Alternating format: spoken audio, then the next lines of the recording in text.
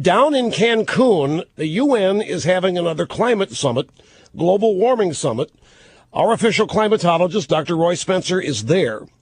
He has talked to Lord Monckton. Lord Monckton is a big-time realist.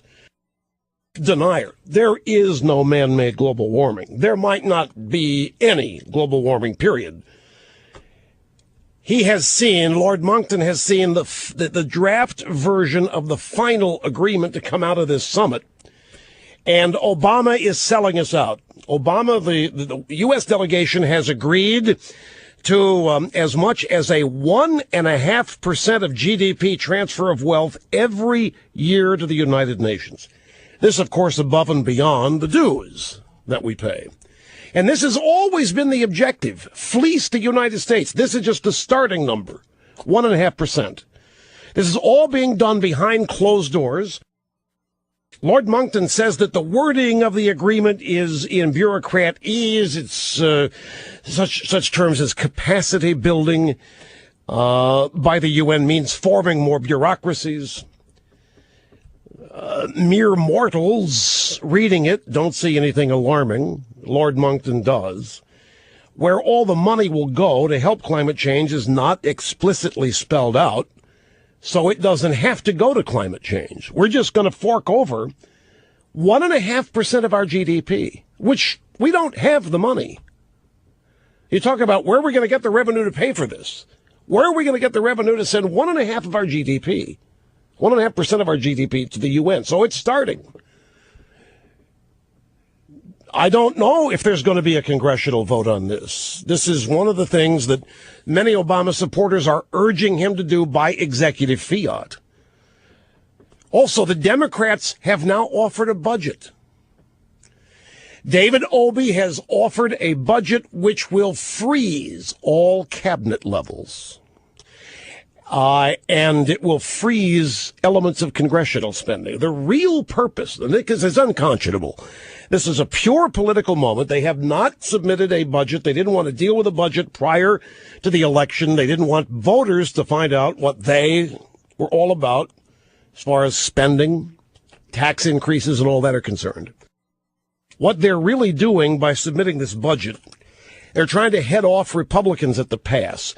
The budget process, because the Democrats did not do one, which is required by law, you're required by law to have a budget every October 1st, the beginning of each fiscal year in this country. They didn't.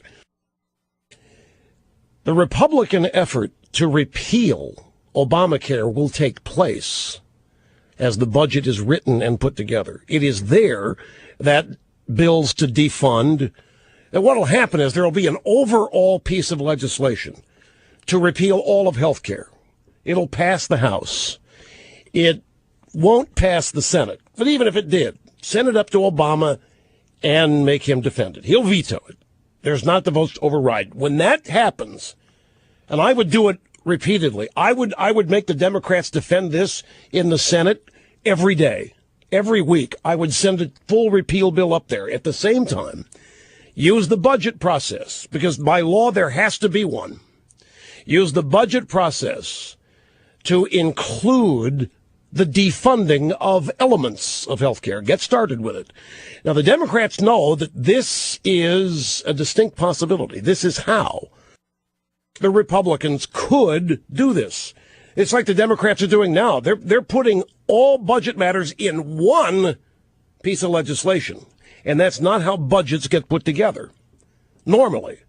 But they're trying to head the Republicans off at the pass. So this will not work. This is not going to get passed and signed by the president before the, well, it could, depending on when Congress leaves and if they come back before the new Congress sworn in January. Could very well. But still, the odds are they're not going to be able to get it done. But the way the Republicans can go with this, it has to be a budget.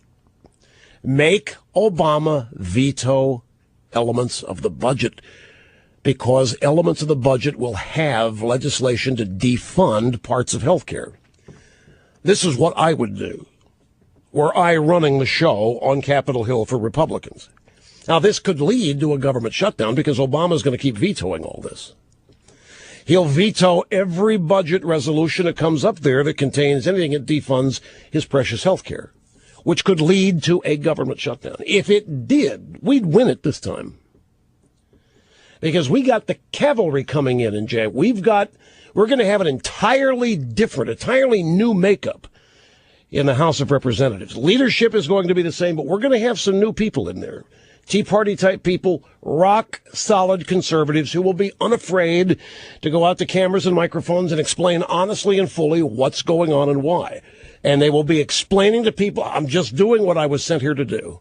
I heard the people who elected me. I heard the people who voted for me. I'm simply here. They want health care repealed, as does a majority of the American people. We are here to begin that process.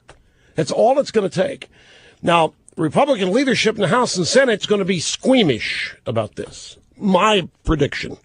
They're going to be squeamish. They're not going to want to upset any apple carts here. But upsetting the apple cart is what the American people want. That is what they voted for. And the new arrivals will find some allies. Michelle Bachmann, Jim DeMint, Pence. There'll be a whole bunch of allies that they'll find in the House particularly. Jim DeMint in the Senate, maybe a couple of others. And then it's going to be fun to watch. But this is how the process to repeal/defund Obamacare starts. And it's all because the opportunity exists because the Democrats set aside doing a budget.